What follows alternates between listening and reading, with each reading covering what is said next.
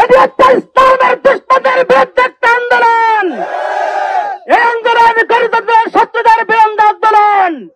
এই আন্দোলন স্বাধীনতা সার্বভৌমত্বের বিরুদ্ধে আন্দোলন। আজকে আমরা দেখতে পাচ্ছি সরকারের 1 বছর অতিবাহিত হয়ে গেছে, এখন পর্যন্ত খুনি হাসিনার বিচার করা হয় নাই। হাজার হাজার ছাত্র জনতাকে হত্যা করার দায়ে হাসিনাকে এখন পর্যন্ত আন্তর্জাতিক ট্রাইব্যুনালে হাজির করা হয় নাই। আমরা প্রতিবাদ জানাই, অযথ বিলম্বে খুনি হাসিনাকে বাংলাদেশের বিচারের কাঠগড়ায় দাঁড় করাতে হবে।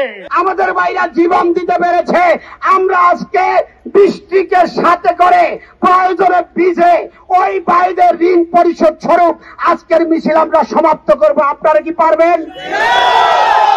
কেউ কি কোন জায়গায় আশ্রয় নেবেন? নেতৃবৃন্দ যেই দিকে যাবে আপনারা সেই দিকে যাবেন, এবং সেই দিকে আমাদের আজকে বিজয় হলেও একজন জামাত কর্মী, একজন শিবির কর্মী, একজন দেশপ্রেমিক কোনোভাবেই কর্মসূচি থেকে দূরে থাকা যাবে না, যাবে না, যাবে না। ঠিক না? আমরা আমাদের প্রিয় বাংলাদেশকে আল্লাহর কোরআনের রঙে রাঙাতে চাই, নবীর আদর্শের রঙে রাঙাতে চাই। এজন্য যত ত্যাগের প্রয়োজন আমরা সব ত্যাগ দিতে প্রস্তুত থাকছি, থাকবো, ইনশাআল্লাহ থাকবো।